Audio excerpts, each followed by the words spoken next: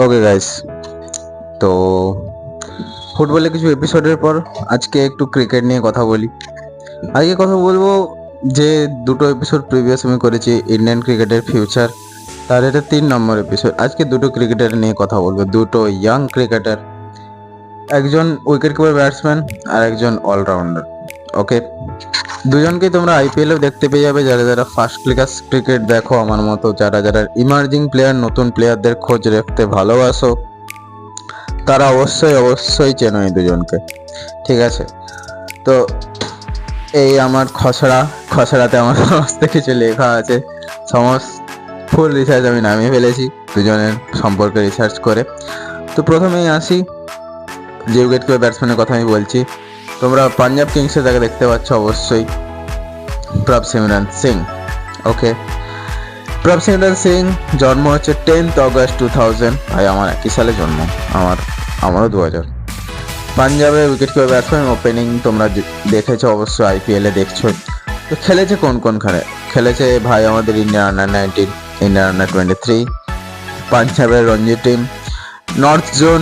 আর বলে রাখা হলো আগের বছর যে এশিয়ান গেমস হয়েছিল, যেখানে রিঙ্কু সিং প্রথমবার ইন্ডিয়াতে ডেবিউ করে, সেখানে এই ভাইও গিয়েছিল as a wicket keeper batsman. তোমাদের যদি মনে না থাকে, ঋতুরাজ গাইকোয়াড়ের ক্যাপ্টেন্সিতে, লজ্জা লাগা উচিত।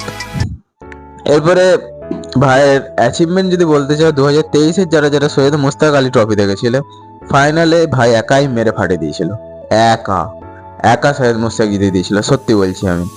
এবং যদি তার কেরিয়ারের স্ট্যাট দেখতে চাই, তাহলে ফার্স্ট ক্লাস কেরিয়ারে 29টা ম্যাচে 1322 রান, লিস্টে 36টা ম্যাচে 1068 রান, আইপিএলে 29টা ম্যাচে 630 run, T20 first class T20 Syed মুস্তাকের কথা বলছি, 74 ম্যাচে 1977 রান। তো গড়পড়টা ভালো, এবং সব থেকে যেটা বড় কথা আমি দেখছি যে হিটিং এবিলিটি আছে এখন মডার্ন ডে ক্রিকেটের তো ধাজ্জিয়া উড়িয়ে দিয়েছে সবাই মিলে, পুরো আইসিসি মিলে, আইপিএল, বিশেষ করে আইপিএল ক্রিকেটের অ্যাকচুয়াল যে ক্রিকেটের মাহাত্ম্য, ব্যাটে বলের যে কম্পিটিশন, যে সৌন্দর্যটা, সেটা ধীরে ধীরে নষ্ট হয়ে যাচ্ছে। জানি না এর আগামী 5 বছর, 7 বছর, 10 বছর পর ক্রিকেট কোন জায়গায় দাঁড়িয়ে থাকবে। মেবি টি10 ওয়ার্ল্ড কাপ হতে পারে, you never know guys, you never know. যদি টি10 ওয়ার্ল্ড কাপ শুরু হয়ে যায় না, আইসিসি টি10 ওয়ার্ল্ড কাপ, আমি খেলা দেখাই ছেড়ে দেবো, সত্যি বলছি। তো কোশ্চেন হচ্ছে, আমরা কি প্রভসিমরন সিংকে 1 বছরের মধ্যে দেখতে পারি ন্যাশনাল টিমে? আই থিঙ্ক যদি কেউ ভালো পারফরমেন্স না দেয়, তাহলে হয়তো জায়গা পেলেও পেতে পারে, কারণ উইকেট কিপার ব্যাটসম্যান হিসাবে আপাতত আর চান্স নেই, কারণ ঋষভ পান্ত আর সঞ্জু স্যামসন দুর্ধর্ষ ফর্মে আছে। দুজনকেই টি20 ওয়ার্ল্ড কাপে নিয়ে যাওয়ার কথা চলছে। যদি তোমরা টি20 ওয়ার্ল্ড কাপের স্কোয়াড নিয়ে কোনো বিশেষ ভিডিও চাও, টি20 ওয়ার্ল্ড কাপের ইন্ডিয়া স্কোয়াড নিয়ে কি হওয়া উচিত, আমার কি স্কোয়াড, আমার প্লেইং 11 আমার কীরকম থাকবে, সেরকম যদি কিছু এই রিলেটেড যদি কোনো ভিডিও চাও, তাহলে প্লিজ কমেন্ট করে যাও, অবশ্যই আমি এইরকম ভিডিও অবশ্যই তোমাদের জন্য নিয়ে আসবো।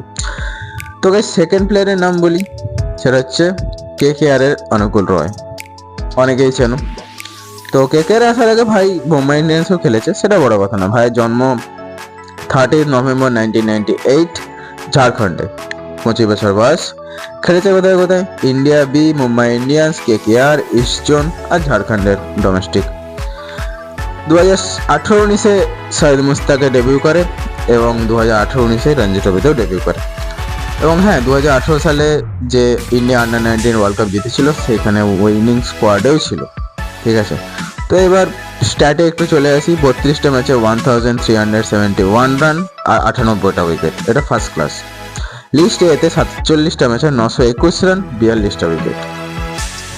এবং টি20-তে 50টা ম্যাচে 520 রান, 29টা উইকেট।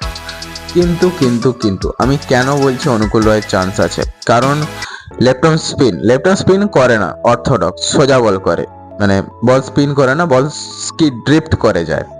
তো রিসেন্ট এর আগের যে ম্যাচটা কেকেআর পাঞ্জাবের, ওখানে অনুকূল রয় নেমেছিল, ওখানে তোমরা একটা বলও 98, 99-এর নিচে আমি তো একটা বলও দেখিনি, সব 99+, 98, 97 এরকম।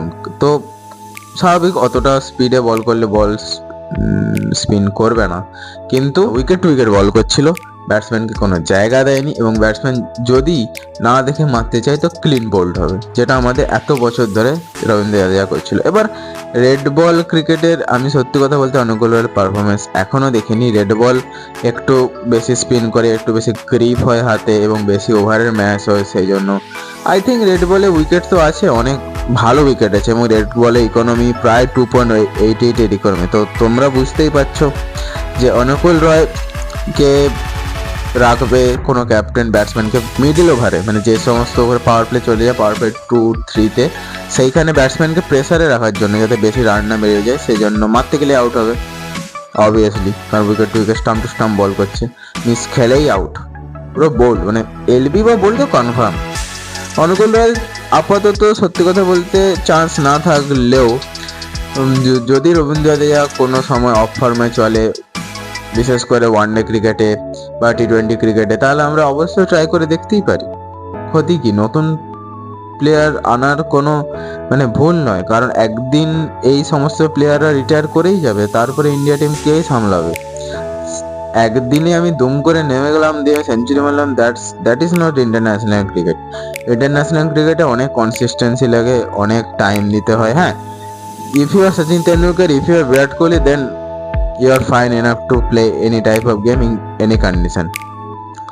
বাট যারা হার্ড ওয়ার্ক করে, যারা টেক্সট বুক ব্যাটিং করে, যারা ঠিকঠাক মানে যারা হার্ড ওয়ার্কের উপর বেশি বিশ্বাসী, র ট্যালেন্টের থেকে, আমি তাদের কথা বলছি। তো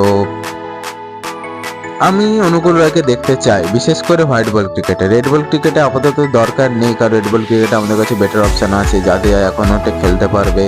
অক্ষর প্যাটেল আছে আমাদের কাছে। তো রেড বল ক্রিকেটে we have option in left arm spin, but white ball ক্রিকেটে আমরা ট্রাই করে অবশ্যই দেখতে পারি। তো তোমরা আমার সাথে সহমত কিনা কমেন্ট করে যাও। ভিডিও ভালো লাগলে ভিডিওকে লাইক করবে।